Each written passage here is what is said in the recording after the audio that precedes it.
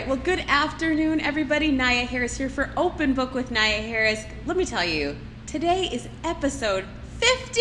I'm so excited. Episode 50. Can you believe it? Craziness. Well, I have a special guest in our studio with me today, Dr. Tsitsi Hungwe. Did I say that correctly? You sure did. I did. Okay, I was practicing, and you sent me a voice note. I was listening back, so thank you so much for being here. Yes. This was several weeks in the making, maybe several months in the making, It's been several months. Yes, so thank you for being here. I appreciate you. And we're just going to talk, like I mentioned earlier, just kind of fun, light stuff, get to know you a little bit better, and then we'll get into the business and all of that. Before I even go into the interview, let me first tell you, we have our first sponsor, by the way. Our sponsor is Key Hubs, and I'll tell you a little bit more about them at the break. But Key Hubs, we want to give them a special shout out for being our sponsor today for this episode. So, okay, what do you like? Dr. Hungwe, Dr. Tsitsi, what do you like? You can just call me Tsitsi today. That's it? Yes. Oh my goodness. Yep. Okay. Yes, all right. you can. Okay. All right. Tsitsi, thank you again so much for being here. Well, let me just check in with you. How you doing? I'm doing great. Yeah? I'm great. Okay, good, Yes. good. How was your weekend? It was fantastic. I think you had a better weekend than I did.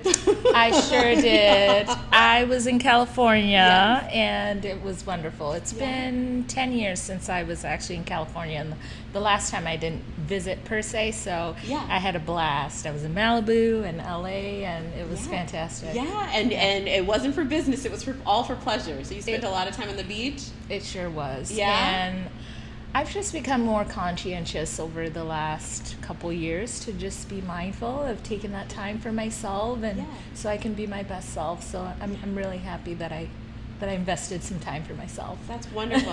Self-care is so important.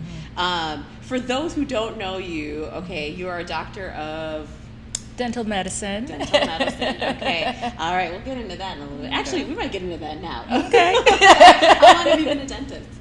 It'll be 10 years next year. Wow. Yes. Okay. Mm-hmm. Okay, what made you want to get into that?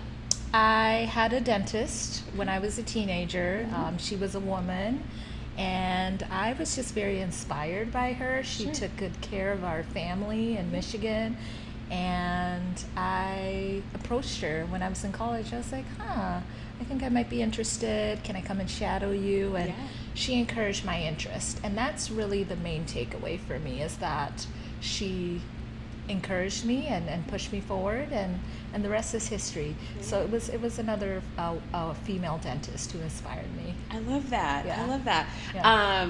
We're gonna come back to that too, but I have to start this episode with something I shared with you. How we've started the last 4 episodes, actually, today being the 5th here in this studio, is we're going to look at what does AI say about you. Okay, so look into your camera as I read. Dr. Tsitsi Hungwe is a Zimbabwean American general dentist, professional career coach, author, and keynote speaker. She is the founder and chief executive officer of Higher Mountaintops LLC, an organization dedicated to helping early professional women successfully navigate career transitions. What do you think about what AI said about you? It's pretty good. It's pretty accurate. I have stepped into also supporting aspiring professionals, so I'm working with the college students over the last years, but just making that clear as well. Aspiring professionals are also welcome. Okay, I love it, because there's sometimes that people have an idea in the back of their head, and then they just don't know, is this a viable business? You know what I mean? Can I talk to somebody about this? So that's where you come in. Yep, absolutely. Yep. So do you see some synergy maybe between your origins in terms of becoming a dentist, right? And this mentor, right? This person that you looked up to, and you doing what you do for your business? Absolutely. Okay. Absolutely. Talk about that. I see it as my way of giving back to the early professional that I once was, but also there's something to be said about a woman, right? Who came before me, quote unquote, and showed me what was possible. She's still thriving. She's still practicing in Michigan. Okay. And I often credit her. And so I think now I see myself as representing possibility. I'm also an immigrant. Yeah. And so everything that I've done is me also paving the way for the next generation, and that's currently Gen Z. Yeah. I mean, so there could be a young lady, a Gen Zer, who's listening, watching your story right now, because this is going to live on YouTube, and she ends up crediting you in the future. Wow. What does that feel like? That is quite profound. Yeah. Yeah. Have you thought about that before? I have at times. Yes. Yeah? Yep. Yeah. Yeah, and it's what keeps me going as well. It's what keeps you going. Yeah. Yeah. That is fantastic. I just love it. Okay. Tell me about you. Tell me about your family life. Tell me about what you like to do. Tell me about you. Yeah, so I'm a proud Zimbabwean American, and my origins begin in Zimbabwe, and we came here in the early 2000s. Okay. And I always credit my dad because he really took that leap and left what was familiar, which actually inspired much of what I do now, stepping into different rooms and spaces because of him and his boldness. Yes. And so I'm currently a practicing dentist still, speaker, trainer, all that's in the bio. But what's most important is family is really important to me. I'm the middle child. And for me, I'm in a phase in my life where I am just looking to live that full life while also taking care of myself. And so that's the season that I'm stepping into right now. I like a little karaoke. Did some karaoke last week. Do you have video of that? I do not have footage, but I may be headed on tour at some point when my talents, are discovered. Okay. What kind of songs do you like singing? I recently did Brandy with my Brandy. friend. Yeah. Probably the next time I may pull out some Destiny's Child. Okay. I have done Adele as well. If you're listening, I'm ready for the tour. I love it. Not shy at all. Exactly. Okay, so karaoke. What else? Yes. What else are you into? I love to travel as well. Concerts. Okay. I love sports. Okay. So I gone to a couple of games, NBA games, gymnastics, tennis. Those are my main ones. Okay. Yeah. Okay. Well, I think you're living that full, robust life you were talking about just a moment ago. I sure am. Yes. Can I ask how old you are? I'm 35. 35 and young too. Yes. Okay. When they say living your best life, over here, people, over here. Okay. So we have a mutual friend. Yes. Margarita Jules. Shout out to her. She has. I think she's probably responsible for probably like half of these interviews in terms of connecting me with people. And I'm literally not giving her too much credit. I think she's connected me with so many people, including today's sponsor too. And she's just a wonderful person. But I think I asked you when we had like our phone connection, like, how did you meet her? How did you connect with her? So I met Margarita, shout out to you, at the Economic Development Association conference. That was at the top of the year. I was a speaker there, and she spotted me, I spotted her. Okay. And we had a conversation, and the rest is history. She's definitely a connector, and Yes. there's a vibrance and an energy and a positivity that that drew me as well to connect with her. Yes. That I'll check all the boxes on all the things you said. Yes, 100%. So yes, Marguerite, if you're watching, we love you. Okay, so talk a little bit about your keynote speaking. So like as you just alluded to, you were at a conference, you were speaking there. Talk a little bit about that. How long have you been doing that, and what do you typically speak on? Yeah, speaking is actually what was one of the vehicles that led me to start the business. I said, well, foundationally, I'm definitely interested in speaking. Over the years, I've done, motivational type of speaking. Sure. But I've also now shifted towards the training speaking. So some of the topics that I enjoy, that I just did at the top of the year is psychological safety, but really making it in real time applicable for the workplace. Understanding and working with Gen Z. And so a variety of different topics, but I would say those bread and butter, and then conflict management is one of my favorites. Ooh, I'm sure that's a big one, conflict right? management in the workplace, and that stems also from some of the pain points that I experienced over my career. And so now I'm just giving it back, as Yeah. I talked about. Yeah, this is something I experienced. Yes. Let me show you how I navigate it. Yep. We're going to come back to conflict management within the workplace, but psychological safety, I wrote that down. Talk more about what that is.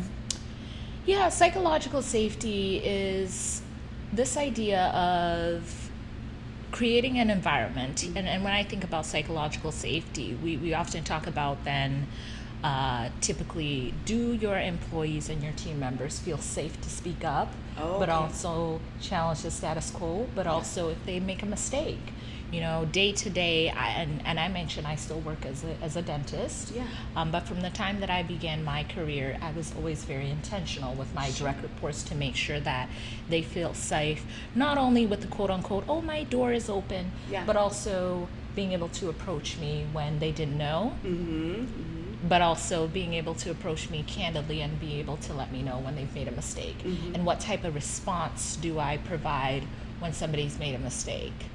Is it a teaching opportunity, or is it you should know that? And those are some of the things that I've been intentional. And I believe that as a leader, we have influence.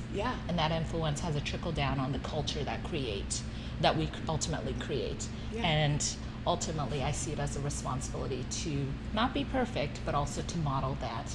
And ultimately, it creates the culture for the environment. So creating that safe environment where team members really feel that level of inclusion to share ideas. And ultimately, that's how we continue to move forward within the workplace. And innovation, right? When I believe the answer lies in the room, right? The answer doesn't just come from me. So you have a team meeting. Is the answer just coming from me, or am I asking to actually receive answers from others and actually truly believe that their input matters? Holding space for people. Those are skills that I have mastered over the years, and modeling that for the next generation, Gen Z, about how to hold space for people even. That's huge. That is huge. So many questions on that one. So it's fair to assume then you have experienced when it comes to psychological safety, the negatives of that, right? Absolutely. Being in the workplace and how you felt, and now essentially teaching others that how it's okay to be able to share and whatnot, right? And that if you're in a space, I believe if you're in a space where you can't speak freely, then that leads usually to a toxic environment, right? Is that something that you have found as well? Yes, it leads to a toxic environment. And the analogy, we were talking about this with my coach, as in a completely different context, but it's like a water bottle, right? And you maybe have a little black tea, I'm just using as an analogy, and you pour just a little drop. Before you know it, the color of that water is going to change, and it contaminates or changes the color and everything. And so that's the same analogy. You may have a leadership position, and leadership is not just a title, it's the influence you have. And so just a drop of that can have a trickle down effect and ultimately affect how the rest of your team members move, but also it can create that toxic work environment, and I've experienced that before. Let's talk. So just to show the difference, though, right? From the top down, using your example, like that drop of black tea that you put in a water bottle. What does it look like when you have an environment that fosters communication and openness and being aware? What does that look like? What is that? I'm not sure if you're getting what I'm trying to say. Like, what is the water bottle analogy? Can you share what that might look like? Because you're not adding anything toxic to it, right? So does it just remain clear? Do you get what I'm saying? What do you think about that? I love that question. I actually thought beyond that water bottle, I actually thought about an overflow. An overflow of clear water. Yes. I love that. Yes. Yep. An overflow. Okay. Because it has a trickle down effect, and That's what I thought about overflow. Okay. Oh, I love that. I love that. When you say overflow, it makes me think abundance, like enough for everyone. No one's fighting, you know, for their piece of the pie or whatever. Like, no, everybody, there's enough for everybody. Okay. Yeah. That's kind of how it should be, don't you think? Let's go back to what you said about, excuse me, holding space. Why is it important to teach Gen Z about holding space? Holding space is something that I'm very intentional to do, whether it's in conversation. I have found in this 21st century where everybody's often on the go. Yeah. And it could be even, you know, in our personal relationships. Yeah. Giving people time to speak, but also eye contact and really leaning in, which could be seen also as a metaphor, is so important because also it breaks down those walls in an era where we live now, where sometimes people may be guarded to have conversations, but also holding space within the workplace context allows us to have a greater understanding of a situation, less assumption, and more, hey, I'm genuinely interested in learning more and curious. Walk me through what happened with this scenario. And then really taking that time to pause and hear what it is that's being stated. And leading from that place will actually reduce a lot of conflict, less fires to put out in the workplace. And that's the best form of leadership that's worked well for me. And that's what I seek to pass down. You know what I'm noticing? That's brilliant, by the way. What I'm noticing is the things that you're talking about can not only, obviously they work, you know, those topics work well in the workplace, but also outside of the workplace, right? Like we could do a little better at holding space for each other just in community, right? Yeah. Yeah, we could go on and on about that one for sure. And we might even come back to it too. One other thing I wrote down was balance. So between you being a dentist and running your business, I mean, it's important to have balance. You know this. How do you do it? So over the years, I was actually introduced to this concept of like work-life harmony. And the first time I heard about it, I was like, tell me more about that. That's me holding space for that conversation. Right. And that's actually seemed to have resonated quite well with me. And the analogy that I was given was you think about an orchestra, and sometimes you may have one musician, you know, take the lead in part of that song that may be, you know, played at that time. Yeah. And so it's really about having that clear understanding of there may be times where work takes a little bit more of my time, but it doesn't mean that that's a loss, right? It's part of that synergy and that harmony. And so then it's like last week, okay, I've given quite a bit over the time.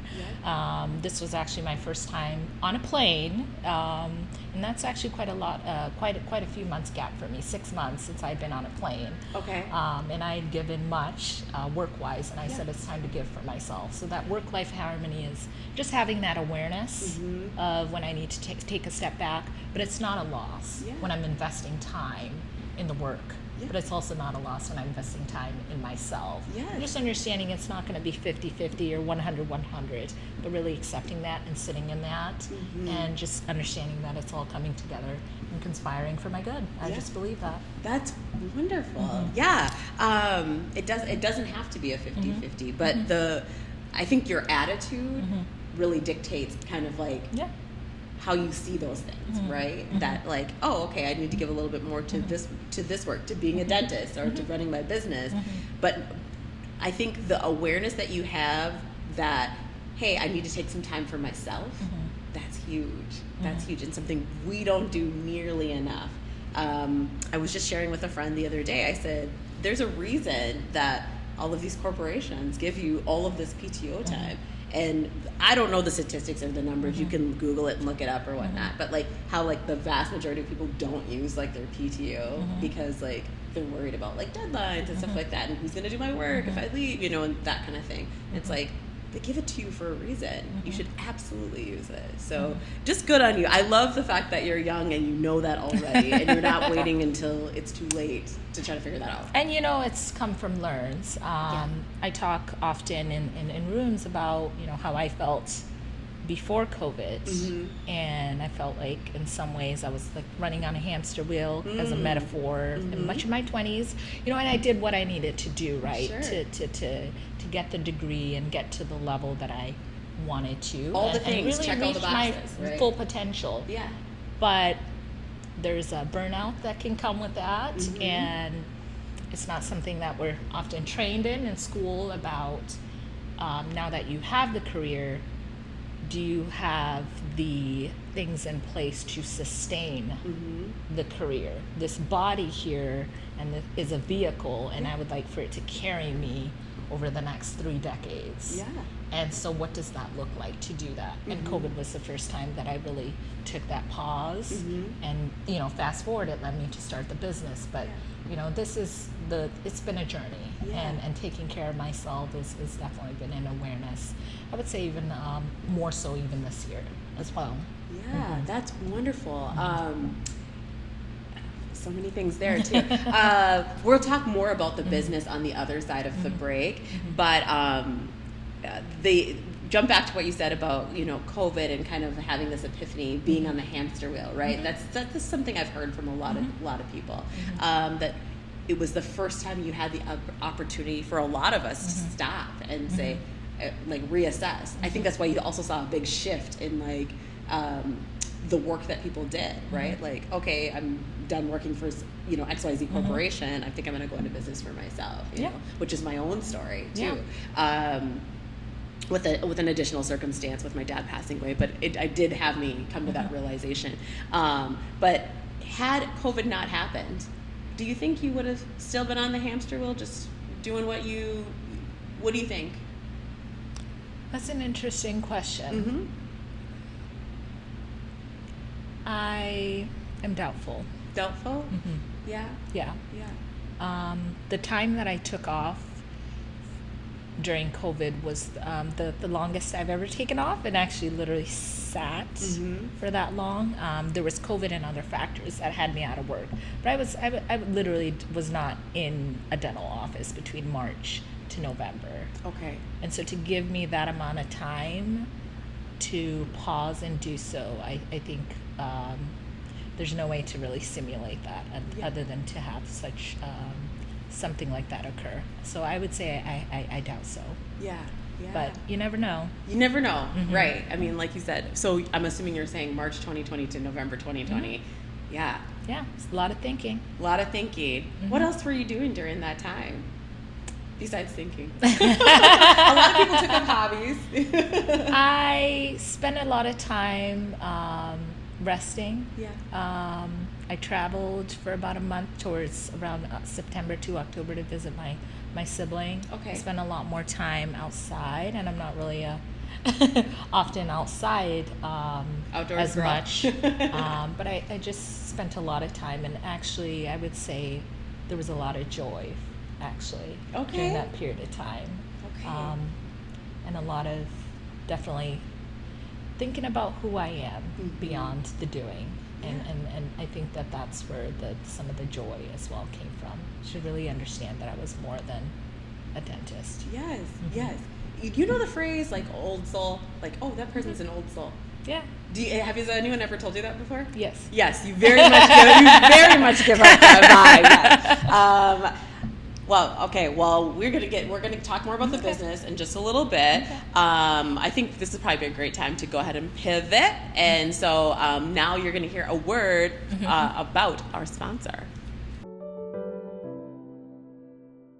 All right. I want to thank today's sponsor, Key Hubs. Now, if you don't know a whole lot about Key Hubs, listen up. Key Hubs, patented software and services, map human connectedness, create awareness of self and others to increase employee satisfaction, foster retention, and drive revenue. At Key Hubs, they believe that all good things come through connections. When people feel connected at work, they stay longer, perform better, and organizations see better outcomes. By mapping human networks, they uncover who really is connected and who is isolated, empowering leaders to foster collaboration, bridge gaps, and create an inclusive environment where everyone thrives. At Key Hubs, they make human connectedness visible, actionable, and central to driving success. For more information, check out Key Hubs at keyhubs.com. And we are back. Took a little break, and now we're back to talk with my guest, Dr. Tsitsi Hungwe, and about her business. Now, her business is called Higher Mountaintops LLC. Okay, so tell me a little bit more about this business. We talked a little bit about it on the front end, but tell me a little bit more about it and who your ideal client is. Yeah, so Higher Mountaintops, we help aspiring professionals, but also Gen Z current early career professionals, and I call to ascend higher. There's the mountaintop, but there's always another level to reach. We help them to transition into the workforce, advance in their careers, but also pivot into new careers. But also, who are you becoming on the other side of that transition? Really stepping into vision, legacy building, but also really stepping into being comfortable with the being, not just the doing. So I help them through many transitions in life, as well as helping them become who they are truly meant to be. Okay, that's wonderful. That's wonderful. Well, who would you say is the ideal client that you want to work with? Gen Z. Gen Z. I think of that graduate student who may be transitioning now into the workforce, high achieving woman, excited for her next step in her career. She's just started a month ago and now is currently feeling overwhelmed on the job. And is searching and thinking, I wonder if this was the right choice that I made in my career, and is looking to figure out her way in the workforce. I'm thinking of the Gen Z professional who may be thinking, it's been a couple years now, I wonder if maybe I may want to start that business now. But is that really what I'm supposed to do? Or should I just stay locked into this career? I'm also thinking about the aspiring professional who's interested in going into grad school, but is thinking, I have no idea how to do this. I have no idea what that step is to take, but it's not just about arriving to that destination. It's about helping them with their mindset to truly believe that what's out there is really for them, and to gain that confidence and clarity for their next chapter, so that when they arrive, they can become the best version of themselves. Okay. I'm sensing a theme here. I'm sensing a theme between your own personal story and this. So, take me through, you have a client, a brand new client, a Gen Z client, everything you just described. Take me through the process of what does that look like to work with Higher Mountaintops LLC. Yeah, I mean, there's different settings in which I have, had my aspiring professionals. There's been sessions where they've heard me speak and they're inspired and say, wow, Dr. Tsitsi, I'd like to have a conversation. This really resonated with me. I'm really experiencing some uncertainty about my next step. I'm about to graduate, and so now, hey, let's jump on a call. Let me learn more about holding that space for them to learn about what their needs are. Is there alignment? How can I help you? Not what I have for that program set up. It's how can I help you and tailor this for you. And so it looks like me discovering what their needs are, and then it is also an opportunity for them to ascend higher. Through my coaching program. So we have different levels. We have the base camp. That's for those who are looking to figure out what's going on, like what do I do next? And then we have the ascent, going higher. You see a theme here. Ascending to their next step. Maybe they're playing small. They're already a professional, but they're playing small. They feel like something is holding them back. And then we're going to take them to the summit level. The summit level is stepping into leadership, and that is the ultimate level, becoming the leader and the best leader you can be, the influential leader in the workplace. That's going to change the game. Yeah. Okay. Is there something beyond the summit or no? I'm sure there will be more levels to Yeah. come. Yes. You'll add to it. Go back to Ascent for a second. You said something is holding them back. Is there typically is there a series of factors or a series of things that you've noticed, like kind of a commonality that like, oh, it tends to be one of three things that is holding someone back, or can it be all over the gamut? What do you think? You know, these levels stemmed from my own experience, but over the years, having also had team members over the years as well who are Gen Z, I also learned that sometimes we're playing small due to fear, fear of the unknown. Yeah. Sometimes imposter syndrome. Yes. Sometimes it is also letting go of what feels familiar and stepping into something new and a new territory that may not have even been a possibility that we have encountered before. So what do I say? How do I use that as an analogy? I'm the first dentist in my family lineage, but also dental professional, period. Okay. And when I made that decision to become a dentist in college, I remember there was a couple peers of mine, and they're like, "Oh, a dentist." I mean, that's just not conceptually wasn't in their awareness. But I was confident. I was confident that that was the way that I was meant to step into. That was my passion. So who else is out there that may be questioning their direction but doesn't have that level of resolve to really own it? Yeah. That's also the type of client that I'm looking to work with as well. Okay. Okay. What do you say to the person who says, you know what? My parents wanted me to go to college. I went to college. I didn't really know if college was for me, but I did it for them. I majored in something that maybe I didn't know what I wanted my major to be, but I was told, do business, do accounting, like kind of something general, right? And now I'm finding, because I've heard this story a lot, now I'm finding that I went to school when I didn't really know if I was ready, and I majored in something that I was told, well, you'll be able to find a career in that.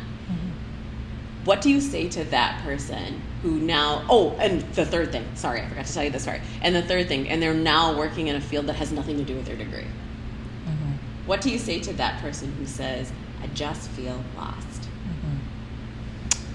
I would definitely hold space for them and also remind them that they're not alone, because that's always important, right? But also, one of the phrases that has stayed with me from my coach is, and I've lived this experience, everything that I teach and that I talk about. I really believe we are where we're supposed to be, and so whether or not you may have landed in a career, quote unquote, that's no longer in alignment, and that's the word I use, in alignment with who you're seeking to become or who you are, or you did what you thought you should do and that was never in alignment. How can we leverage that experience that you had? Everything comes together at some point, and it's never too late to pivot. It's never too late to pivot. How can we leverage those lessons? Are you potentially meant to help others who may be navigating that same dilemma in their life? Or what are those leadership skills that you learned along the way? And so working with them and meeting them where they are and helping them to know that that experience that you spent was not wasted. We're going to take that, and it's a stepping stone for your next chapter. It's going to make you potentially more empathetic. Even if you're not, teaching somebody on how to pivot, but it's going to make you maybe bring that empathy when you're interacting with another team member, maybe in the workforce, who may be a little lost in their direction. It's also going to bring a level of resilience, but also a level of compassion for others, and then leveraging every experience that you have for your next chapter. So I would say, I'm excited that you have this awareness now. How can we now move into this next chapter and leverage every experience that you've had. Yeah.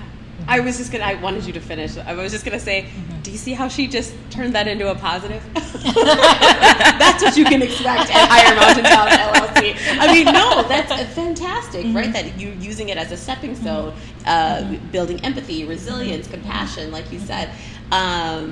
I can see why one would want to work with you. And you only work with Gen Z. You don't work with older generations, huh? So that's the basis for Higher Mountaintops. Yeah. And then we know that in 2026 the workforce is shifting and changing.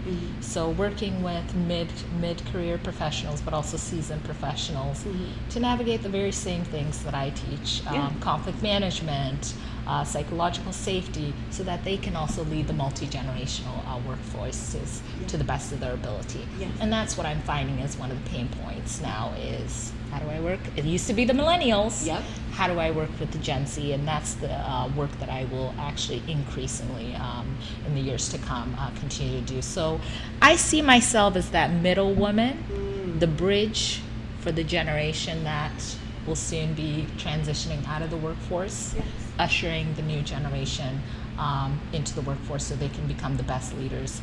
And in turn, they will then lead Gen Alpha and other generations to come. So I'm that middle woman who understands both generations, but also helping the outgoing generation as well to finish strong. I love that. I think that my amateur diagnosis. I feel like what you're talking about should be taught in schools. Maybe like to seniors before graduating, you know? Have you been approached by schools at all about bringing this type of work to the lessons that you're teaching? Have you been approached by schools at all? Not yet. Would you be open to that? I would be. Okay, you heard her. You heard her. Yeah, I mean, there's a lot of value there. I mean, some of those lessons, I'm in my 40s, right? I'm 45. Like, I wish I would have learned some of those things much earlier on, and how much pain and grief it would have saved me to know those things, you know? So just know you're doing the good work. Oh, thank For you. sure. Thank you. For sure. Yep, I've been mostly, working at that college level, but I definitely think that this transcends levels of education. For sure, for sure. And then the multi-generational thing. Yes. Okay, so I want to pivot just a tiny bit. Thank you so much for talking about your business too. But I still want to know more about you, the person. You seem like such an enlightened person. Yeah, like I said before the break, an old soul. Like if it, and meant it as a compliment in the best possible way. Like you carry that. I definitely feel that from you. I'm curious. A couple questions. One, what brings you joy? What brings me joy is moments like last week that I had, this past week, to take some time for myself. I love the water and for really being, and it's something I've had to work through. Yeah. Like, let me just sit and enjoy and be still. And being by the water, that brings me a lot of joy. I love to laugh. Yeah, I can tell. And you can deduce laughter will bring me joy, but also seeing others as well to bring them joy as well. Okay. So those are the things that I would say. I loved spending time with family and friends as well, but just really having that opportunity to just be. Yeah. That answer, let me tell you, it doesn't surprise me at all. Like, I feel like it tracks. Like based on what little I know about you, but in this conversation, I'm like, oh yes, that that seems like the perfect answer for you. What is the meaning of life, Tsitsi? I mean, I feel like if anybody knows, she knows. What's the meaning of life? I heard that phrase several years ago. My answer comes, definitely it's from my faith. I'm a woman of faith, so I believe that I'm not just here to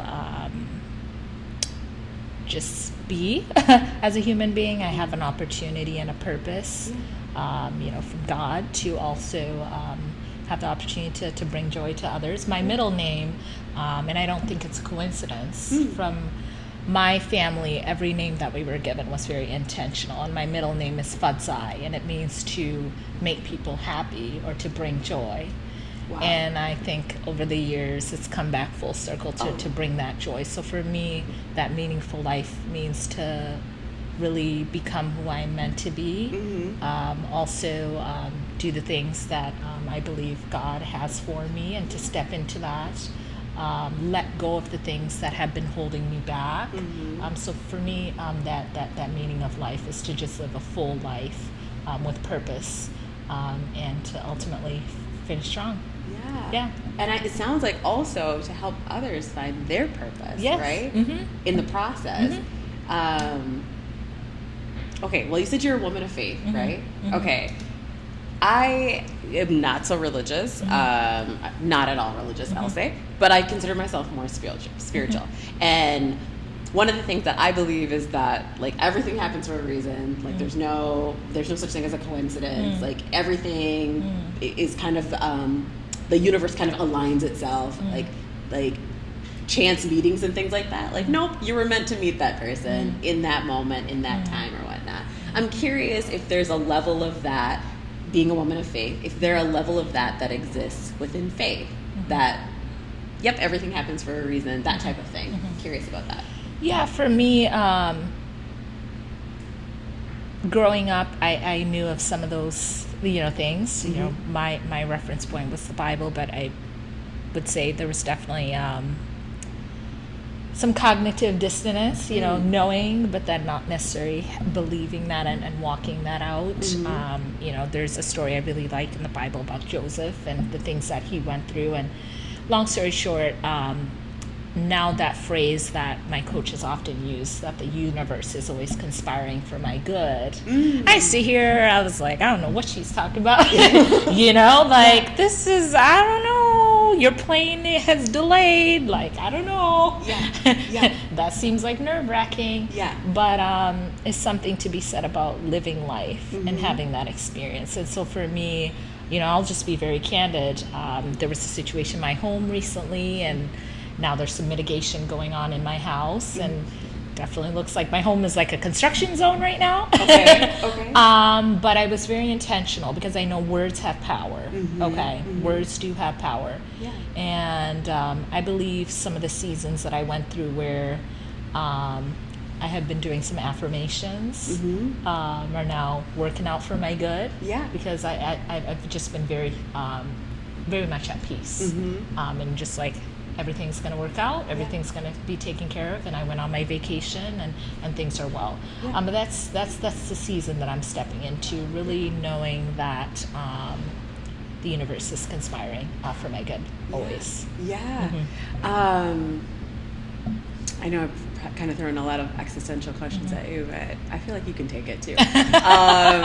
Where do you see yourself in 10 years? By the way, I want to follow you. I want to follow your journey, wherever this woman's going. Because I feel like you probably manifest all this good that comes your way, and just to see your meteoric rise, you're definitely going places. I can tell. So where do you see yourself in 10 years? Yeah, I definitely believe that this woman you see today is not the same woman, the 31-year-old woman that started the business.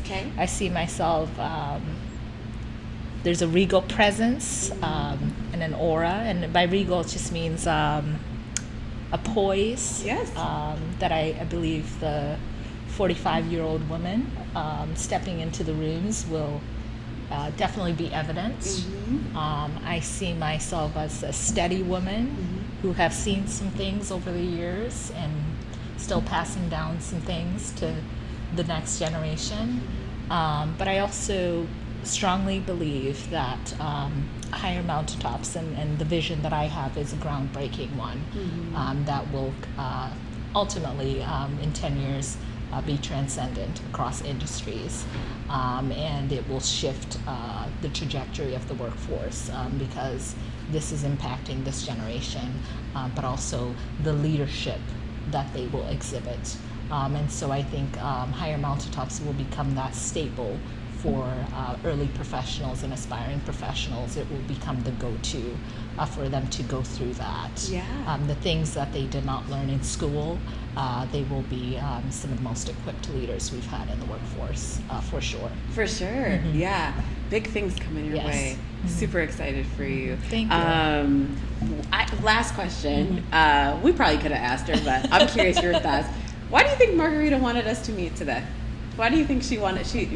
She told me. She said, "Oh yeah, I know someone that you should interview." I said, "Oh, who?" That she introduced. Why do you think she wanted me to interview today? I think she knew both of us. There's definitely some synergy in our energy as well. Yeah. But I also think she thought we could add value to each other. Yes. And that together we would be able to bring something that would be of added value for the audience. Yes. Yeah. Do you have an Instagram?